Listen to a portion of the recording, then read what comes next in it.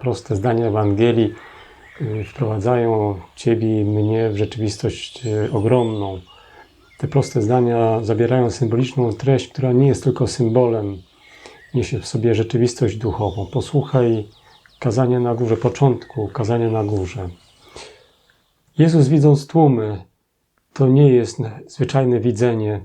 Inaczej widzi Bóg, inaczej widzi człowiek. Kiedy Jezus widzi tłumy, wychodzi na górę i tam siada.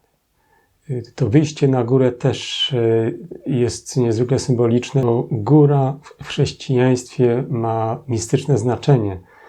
Na górze objawia się Bóg. Jeśli szukasz Boga, wyjdź na górę. A gdy usiadł nie jak ty siadasz do śniadania, usiadł nie jak zmęczony wędrowiec, chociaż często też tak siadywał, ale usiadł jak nauczyciel, jak profesor na swojej katedrze, aby nauczać. Przystąpili do Niego Jego uczniowie. Czy Ty wśród nich jesteś? Wyszedłeś na górę?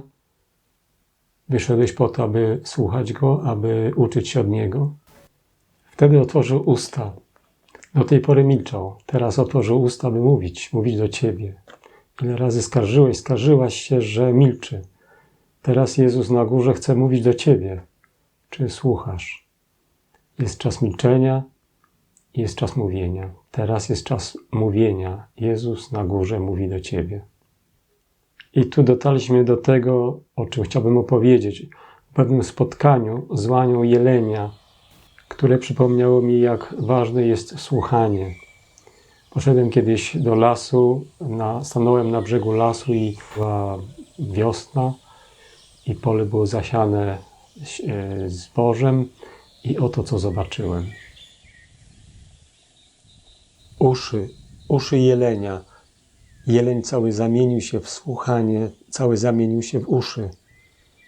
Człowiek ma uszy o innym kształcie, bo służą do innego słuchania. Ale to nastawienie na usłyszenie możemy naśladować u naszych braci i sióstr, jeleni i łań. Pierwotny świat natury jest tak stworzony, aby sprzyjać skupieniu, aby sprzyjać słuchaniu. Kultura współczesna jest pełna hałasu, pełna jazgotu, pełna nieuporządkowanych dźwięków i to nie pomaga nam słuchać. Czasem wyjście do lasu pomaga wrócić do własnej natury stworzonej przez Boga, pomaga na nowo nastawić nasze uszy na słuchanie.